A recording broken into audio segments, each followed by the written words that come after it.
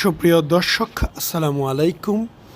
আমি মোহাম্মদ শাকিল হোসেন বলছি, Dhaka Farmgate Green Road থেকে doctor Kamal hair and skin centre.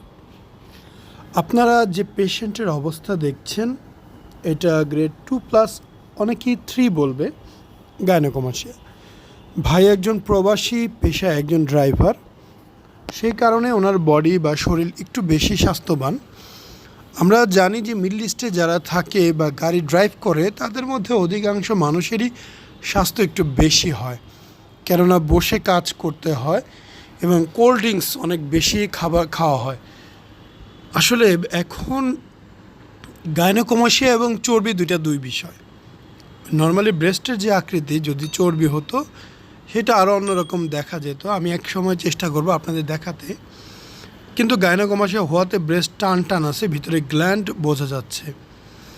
এই সার্জারিগুলো করতেই হবে এমন কিছু না, এগুলো করা এবং না করা পুরোটাই একজন মানুষের ইচ্ছার উপর নির্ভরশীল।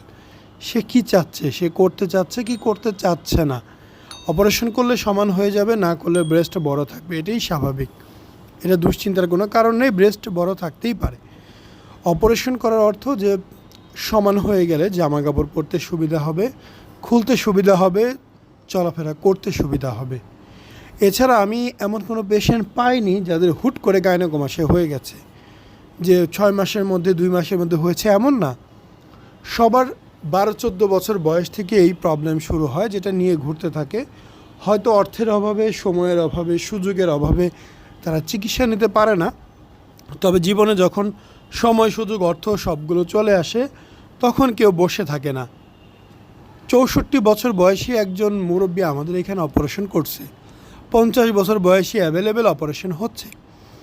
যদি গাইনোকোমাস্টিয়াটা আসলে চিকিৎসা না করলেও হতো একবারে, তাহলে এই বৃদ্ধ বয়সীয় মানুষগুলো কিন্তু অপারেশন করতো না।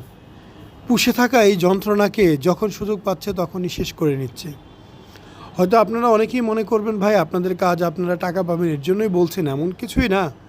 এটা যার রোগ সেই একমাত্র বুঝে যে কতটা যন্ত্রণা, এর বাইরে আপনি কেউ বুঝবেন না। অবশ্যই রোগী ছাড়া এই রোগটাকে কেউ বুঝবেই না। আসসালামু আলাইকুম, মোহাম্মদ শাকিল হোসেন বলছি। 2017 সাল থেকে আমরা গাইনোকোমাস্টিয়া নিয়ে নিয়মিত কাজ করছি এবং ভিডিও প্রকাশ করছি।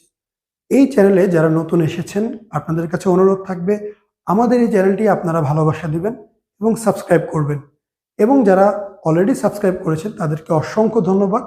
আপনারা কমেন্টের মাধ্যমে আপনাদের মতামত জানাবেন। ধন্যবাদ।